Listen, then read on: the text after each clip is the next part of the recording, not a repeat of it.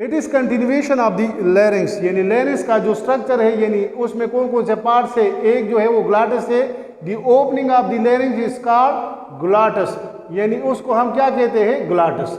अब ये एपिग्लाटस का क्या मतलब है, यानी द लीफ लाइक स्ट्रक्चर, यानी leaf like or lid like structure, यानी lid like structure, lid like structure is called epiglottis. तो मेरे ख्याल में अगर मैं यहां बना लूं तो थोड़ा सा ये चीज क्लियर हो जाएगा।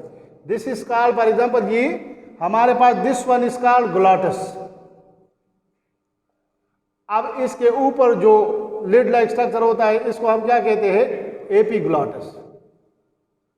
अब जो दूसरे दो है यानी सुप्राग्लाटस। व्हाट इज सुप्राग्लाटस, कभी पढ़ा है कि नहीं?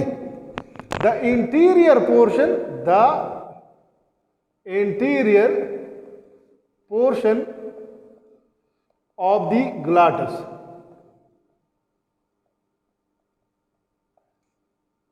इसका सुप्राग्लाटस। फॉर एग्जाम्पल यहां पे, यहां से लेकर यहां तक ये मैंने जो हिस्सा लिया है, दिस इज कॉल्ड सुप्राग्लाटस, यानी इसमें लिड और जो कैविटी है यानी इस ओपनिंग का ये आता है।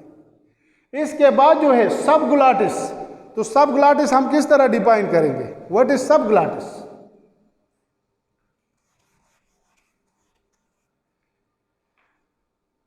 तो सबग्लाटिस क्या है? The posterior portion of the glottis, या ग्लाटस को हम कैविटी भी कहते हैं, कैविटी इज कॉल्ड सबग्लाटस। यानी इसके बाद जो नीचे वाला हिस्सा है, फॉर एग्जांपल यहां तक, इसको हम क्या कहते हैं, सबग्लाटस। आसान हो गया? कोई मसला है इसमें? क्लियर हो गया? तो ये 4 चीजें जो है ये आपने फिर जो है इसके बाद ये एक्सप्लेन कर ले। इसके बाद जो है आते हैं हम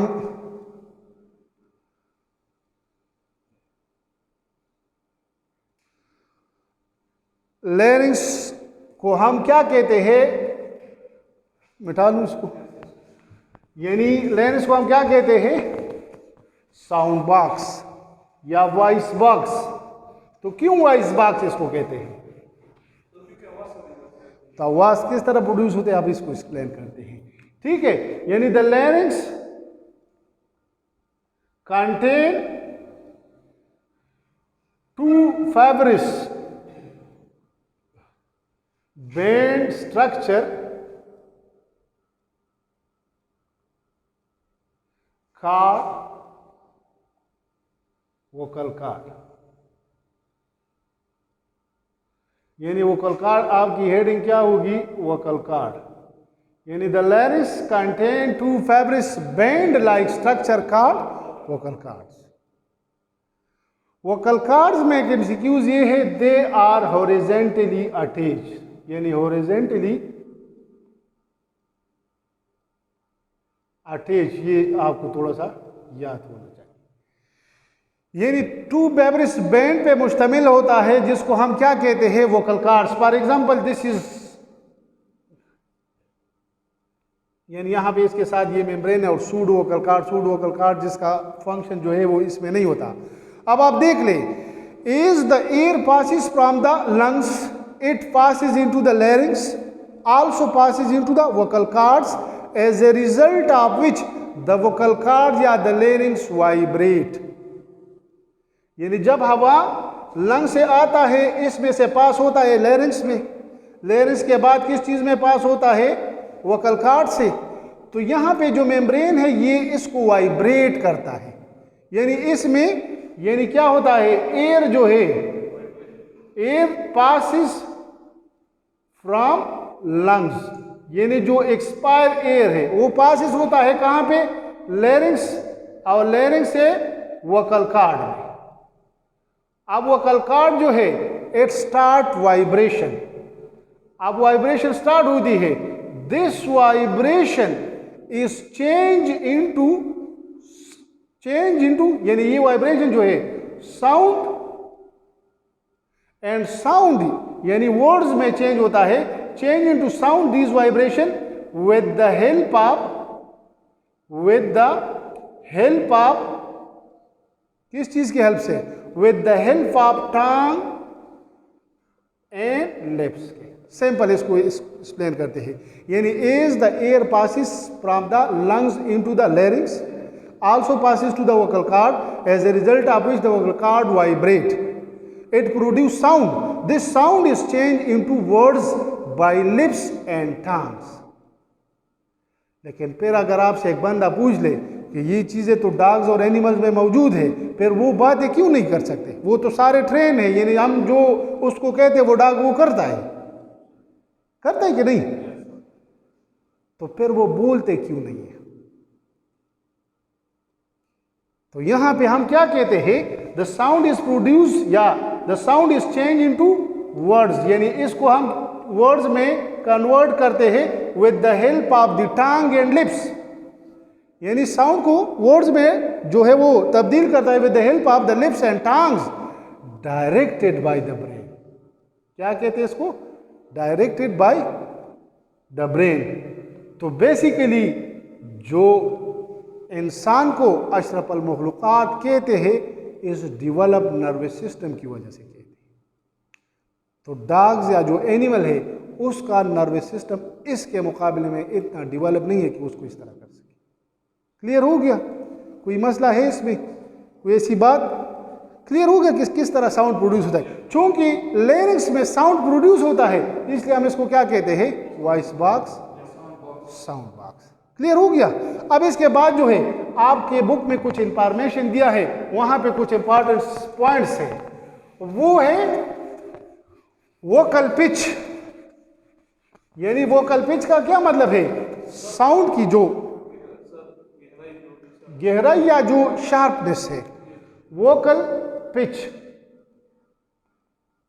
मैंने शुरू में कहा था कि आपने एक एक चीज को करना है, इसमें कोई चीज रह गया कि नहीं? तो vocal pitch basically it depend upon the size of the vocal cord, depend upon the size of the vocal cord,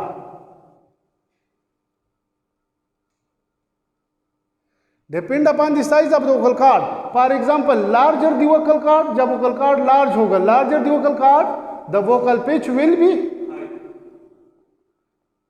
B low. फिर वोकल पिच क्या होगा?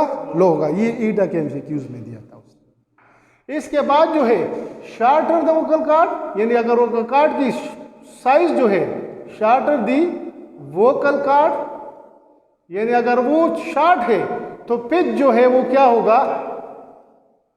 पिच हाई होगा। क्या होगा?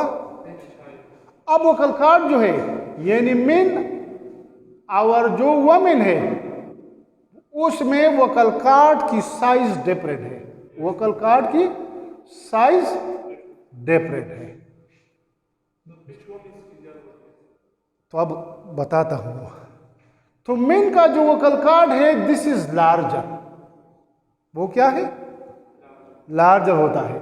और वुमेन की जो वोकल कॉर्ड है वो है स्मॉलर। तो इसलिए ये गुलखान जब आवाज देता है तो यहां से मेरे ख्याल में ये गेट पे कोई इसको नहीं सुनेगा। अगर गुलमकी आवाज देता है तो मेरे ख्याल में वो दूसरे घर वाले भी सुनेंगे। क्यों? इसकी वोकल पिच जो है वो तेज होती है, यानी वोकल कॉर्ड। अब ये बात ये है कि वोकल कॉर्ड की साइज क्यों शार्टर है मेल में। अब शार्टर का क्या मतलब है? यानी मेन का जो वोकल कॉर्ड है वो 17 से 22 मिलीमीटर यानी इतना है। जो फीमेल है इसका साइज जो है वो 12.5 से 17.5 मिलीमीटर इतना होता है, यानी इतना डिफरेंस है इसमें। अब वोकल कॉर्ड की साइज क्यों डिफरेंट है? तो आप इसको देख ले कि मेन में मस्कुलर एक्टिविटीज ज्यादा है या फीमेल में? मेल में, यानी इसकी जो मस्कुलर ग्रोथ है वो ज्यादा है as compare to the women. तो बेसिकली हमने वोकल कॉर्ड में क्या पढ़ा कि फाइब्रस बैंड लाइक स्ट्रक्चर, तो इसलिए इसकी ग्रोथ क्या होती है, मेल में ज़्यादा होती है, तो इसलिए इसका वोकल कॉर्ड साइज लार्जर होता है दूसरे का। अब ये जो है क्लियर हो गया है, कोई इसमें कोई ऐसी बात? हाँ, बस इसके सिर्फ फंक्शन है वो बताता हूँ, ये टॉपिक खत्म हो जाएगा। फंक्शन बस वो मुख्तसर जो है वो मैं आपको बताता हूँ।